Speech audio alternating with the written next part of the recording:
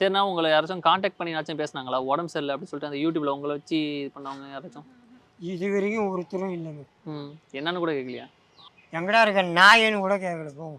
சரி இப்ப அவங்களுக்குலாம் ஏதாச்சும் சொல்லணும்னு நினைச்சீங்கன்னா ஏதாச்சும்? அவங்கள நான் என்னத்த சொல்றது? அவங்களுக்கு தேவைப்படும்போது நான் தேவைப்பட்டேன்.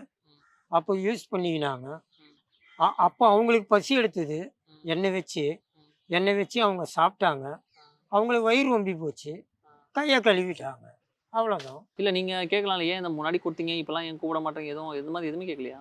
நான் குடுத்து வச்சப்ப பொருளா இருந்தா, "ஏய் நான் குடுத்து வச்சேன்ல அத எடு" அப்படின்னு நான் உரிமையோட கேட்கலாம்.